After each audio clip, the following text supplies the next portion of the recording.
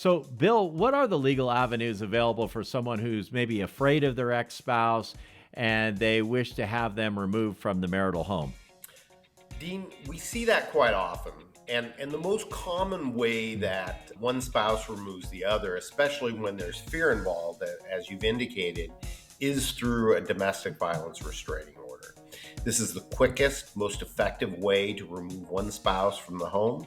It can happen very quickly. We see this quite often, and we get these orders ordered all the time.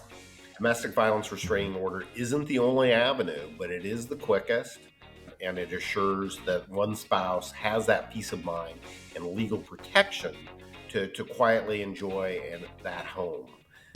Welcome to the 805 Law Group Podcast, your source for an entertaining blend of law and legal community updates. Each week, you'll get crucial insights into family law, personal injury, criminal defense, and estate planning, along with the latest insider information about what's happening in the local legal community and high-profile cases right here on the Central Coast. Now let's get started with your host, the founder of 805 Law Group, attorney Bill Ausman.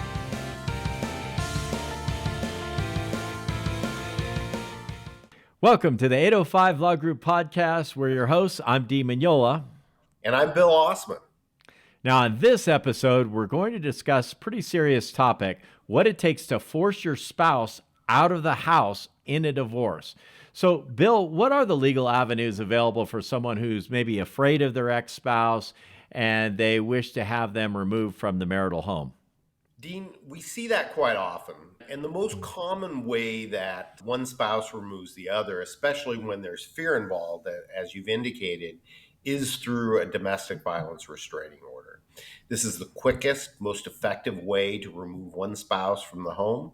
It can happen very quickly. We see this quite often, and we get these orders ordered all the time. Domestic violence restraining order isn't the only avenue, but it is the quickest, and it assures that one spouse has that peace of mind and legal protection to quietly enjoy that home.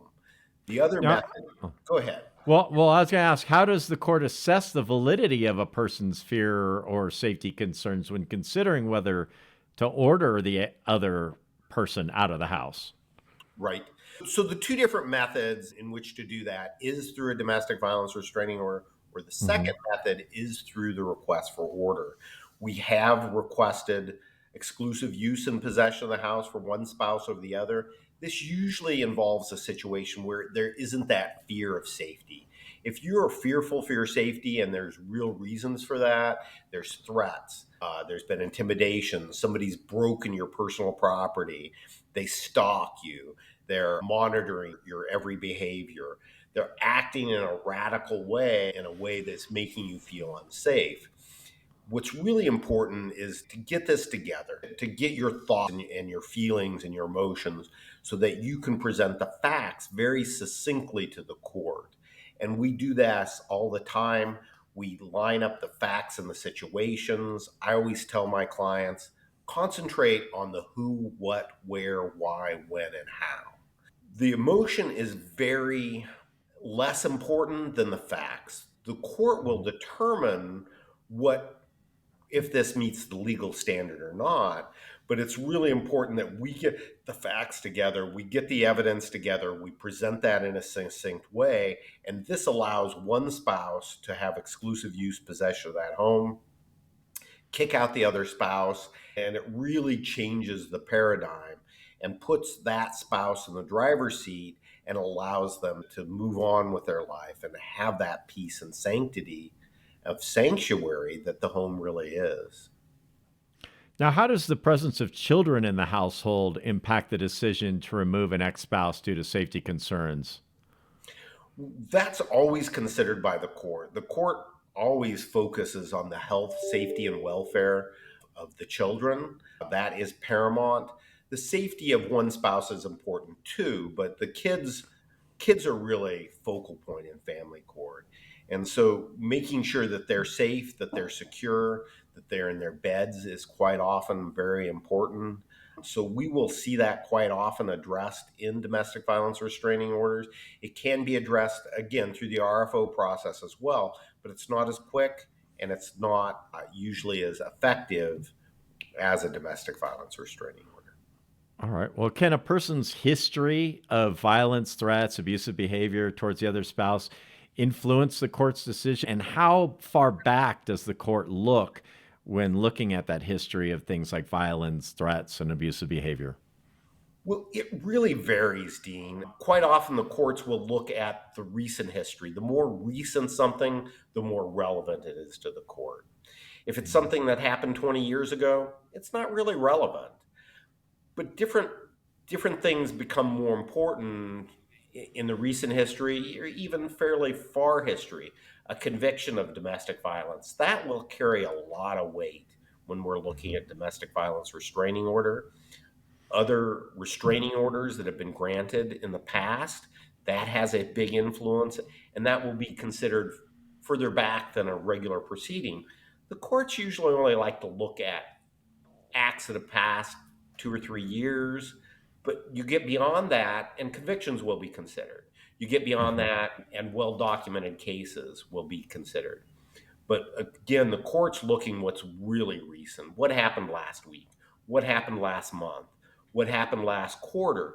Those are going to be much more relevant to the court than something that happened several years ago. Okay. Are you enjoying the 805 Law Group podcast so far? Make sure you never miss an episode by hitting that subscribe button now. This podcast is made possible by listeners like you. Thank you for your support. For more information about 805 Law Group, visit our website, 805lawgroup.com. Now, let's get back to the show. Now, are there any alternatives to completely removing the ex-spouse from the house, such as maybe temporary orders for limited access or supervised visits in the house? How does that work? Yes, we can look at less restrictive means. And if you have a spouse that's not an immediate danger to yourself or your kids, quite often, negotiating something lesser restrictive, having a Mhm. move out schedule. It really depends upon the situations. It really is excellent to get together with an experienced family law legal team that has Mhm. done this and been there and can give you keen insights on what's going to work, what's not going to work, and what is going to be effective in the short term as well as the long term. It's important to keep that in perspective when you have these urgent situations coming down, because it may be effective for the short term, but it could hurt your long-term results. And so that's really important. You're looking at actions to take in a family law case. Well, speaking of short term and long term, how quickly can a person typically expect to see action taken by the court after filing for removal of ex spouse from the home due to fear, safety concerns, things like that? When it comes to domestic violence restraining orders, it's very impressive, Dean, how quickly the courts act. I'm quite often in the courtroom when a domestic violence restraining order comes in, and I Mhm. will see the judicial officer, the judge, or the commissioner will break the court and take in that domestic violence restraining order, read it over, and sign or deny a domestic violence restraining order as soon as it comes in. So the courts are very good at that. You will get an answer within 24 hours and quite often within an hour. That's extremely quick. Can you give like an example of cases where you've been able to, help a client get the other spouse out of the house and how that went? Yes, we had a recent example when a client came in first thing in the morning. We were able to take their case in immediately, provide them immediate legal assistance, draft all the documents, and that day drafted a domestic violence restraining order request, got it in front of the judge, got the order that afternoon, and had the sheriff's department serve that day the abusive spouse, and were able to get exclusive use and possession of the home for them, get full legal and physical custody of the children, and are able to secure the future and the safety of their family. Wow, that's incredibly quick. You don't really hear about things like that often, so that's pretty impressive. Well, great. Well, thanks, Bill. That's going to wrap up this episode of the 805 Law Group podcast. Now, if you enjoyed the content, please go ahead and click the like button. We'd also love you to subscribe and follow, depending on what platform you're on. And of course, if you'd like to be notified when we release future episodes, just hit that bell notification and then you'll be notified. And feel free to comment down below with your questions or your feedback. We love to get that. We love to respond to you. Any final words, Bill? Yes, Dean, we have some excellent videos that we keep putting out. And if you found this content interesting and it's something important, we also have an excellent book on the subject, and we'd love to get your hands on a copy. Yeah, and of course, you can get that by going to 805lawgroup.com. Awesome. Thanks for watching. Thanks for listening. We'll see you on the next episode. Thanks for tuning into this week's episode of the 805 Law Group podcast. Don't forget to visit our website, 805lawgroup.com/podcast, where you can subscribe to the show on iTunes, Spotify, or Amazon Music, so you never miss an episode. If you found value in the show, we'd love it if you could rate it on iTunes or even tell your friends. Make sure to join attorney Bill Ausman next week for another informative and entertaining episode. Remember, at 805 Law Group, we're turning law into empowerment, one episode at a time.